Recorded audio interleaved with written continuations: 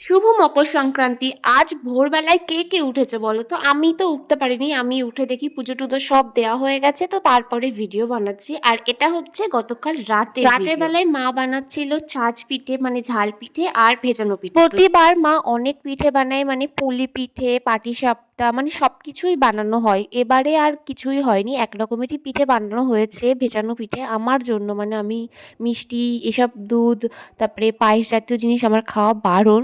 তো যেহেতু কালকে মকর সংক্রান্তি তাই জন্যই মা বানিয়েছে, নয়তো বানাতো না। আমি এই ২ টুকরো পিঠে নিয়ে বসে পড়েছি।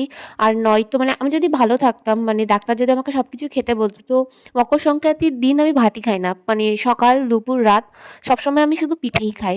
যাই হোক এবারে একটু অন্যরকম ছিল আমার সবকিছু। আগে সমস্ত কিছুই খাওয়া বারণ ছিল। এখন ডক্টর বলেছে যে হ্যাঁ, অল্প, অল্প করে আমি খেতে পারবো এখন থেকে। সো আমি তো ভীষণ হ্যাপি ছিলাম। তাই জন্য সকাল, সকাল পিঠে খেয়ে নিয়েছি। আর দুপুরে যাচ্ছি ১টা বাজছে বাড়িতে।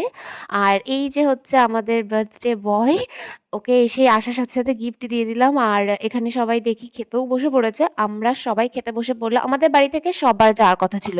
বাট শেষমেশ আমরা এই ৩ জনাই গেছি।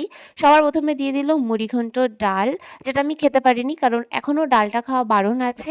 বাট বলেছে হ্যাঁ, বাদবাকি জিনিস আমি খেতে পারবো। সো তারপরে এই দিল ইঁচড় চিংড়ি, যেটা কিন্তু খেতে ভীষণই টেস্টি ছিল। মানে মাংসের থেকেও ওটা বেশি টেস্টি হয়েছিল খেতে। তারপর আসলো চিকেন কষা, স্যালাড অ্যান্ড তারপরে ছিল দই, মিষ্টি, চাটনি, পাঁপড়। আমি মিষ্টিটা খাইনি আর দইটা মানে দিয়ে দিয়েছে। আমি অন্যদিকেই তাকিয়েছিলাম। যাই হোক পাঁপড়-টাপড় খেয়ে লাস্টে একটা হজমোলা লজেন্স নিয়ে বাড়ি চলে আসলাম। ভিডিওটা এখানেই শেষ করছি। টাটা।